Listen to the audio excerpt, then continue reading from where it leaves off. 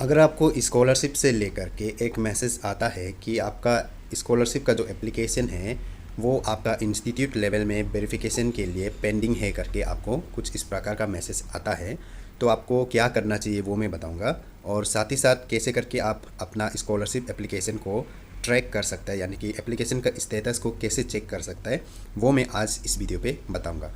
चाहे आपके पास ये वाला मैसेज आता हो या ना आता हो, दोनों केस में आप इस प्रोसेस को आप कर सकता है। ठीक है, तो सबसे फर्स्ट आपको अपना कंप्यूटर, लैपटॉप या मोबाइल फ़ोन जो भी है आपके पास, उसमें एक ब्राउज़र ओपन करना है। तो मैंने यहाँ पे गूगल क्रोम ब्राउज़र ओपन कर रखा है, जहाँ पे आपको NSP टाइप करके सर्च कर देना है। NSP टाइप करके सर्च करने के बाद जो आपका पहला जो लिंक आता है NSP जो आता है, उसको आपको क्या करना है, ओपन करना है। वहाँ पे क्लिक करके पहला जो लिंक है उसमें क्लिक करके ओपन करना है।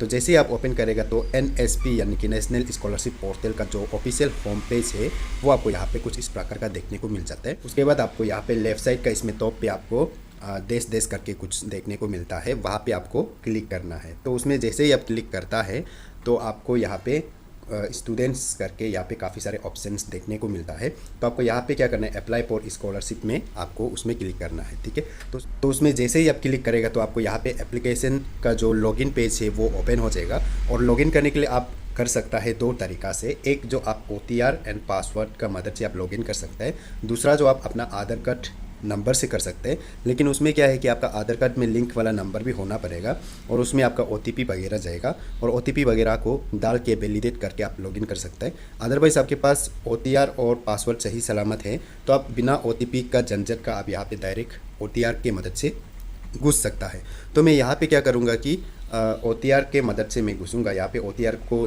डाल देगा, उसके बाद फिर पासवर्ड, उसके बाद फिर हम लॉगिन पे क्लिक करेगा। ठीक है, तो आधार कार्ड में भी आप आधार कार्ड नंबर डाल के फिर आप OTP सेंड करता है, फिर OTP डाल के कैप्चा फिल करके फिर आप लॉगिन पे टैप करता है। लेकिन OTR होने से, OTR एंड पासवर्ड होने से आपको वो OTP का झंझट नहीं आता है। तो जैसे ही आप लॉगिन करेगा तो यहाँ पे कुछ इस प्रकार से सक्सेसफुल लॉगिन हो जाता है। तो आपको यहाँ पे ओके कर देना है। ओके करने के बाद कुछ इस प्रकार से देखने को मिल जाता है आपका एप्लीकेशन। फिर यहाँ पे आपको राइट साइड इसमें एक्शन का नीचे में प्रोसीड का ऑप्शन होगा, तो आपको प्रोसीड का ऑप्शन पे क्लिक कर देना है। ठीक है, तो जैसे ही आप प्रोसीड का ऑप्शन पे क्लिक करेगा आपको यहाँ पे कुछ इस प्रकार से आ जाएगा। हालांकि यहाँ पे already application final verified by state nodal officer यहाँ में दिखा रहा है, फिर भी हम डिटेल में जानना चाहेगा तो हम क्या करेगा कि यहाँ नीचे पे आपको एक ऑप्शन मिलेगा यहाँ पे माइलस्टोन करके। ठीक है, माइलस्टोन में हम क्लिक करेगा। यहाँ पे ड्रॉप डाउन ऑप्शन है, आप जैसे ही आप वहाँ पे क्लिक करेगा तो आपका यहाँ पे माइलस्टोन वाला जो पूरा डिटेल्स में आपको यहाँ पे ओपन हो जाएगा कि आपका इंस्टीट्यूट जो है कि कब वेरीफाई किया है, वो आप डेट एंड टाइम को भी यहाँ पे आप देख सकता है। उसके बाद रिमार्क वगैरह कुछ होने से वो सब भी आप देख सकता है। उसके बाद फिर स्टेट लेवल में आपका कब वेरीफाई हुआ है वो भी आप यहाँ पे देख सकता है। ठीक है, जैसे कि हम यहाँ पे देख पा रहे हैं कि इस वाला एप्लीकेशन का इंस्टीट्यूट लेवल में आपका 5 नवंबर को वेरीफाई किया है, 4:51 16 सेकेंड चल रहा था उस टाइम को ये वेरीफाई हो चुका है। ठीक है, ये इंस्टीट्यूट लेवल में। और इसी एप्लीकेशन का जो स्टेट लेवल में वेरिफिकेशन जो है कि 7 नवंबर 2025 का 1:03 जब चल रहा था, उसमें इसका वेरिफिकेशन जो कंप्लीट हो चुका है। यानी कि इस प्रकार से आप जो अपना स्कॉलरशिप का स्टेटस चेक कर सकता है, उसको ट्रैक, एप्लीकेशन को ट्रैक कर सकता है।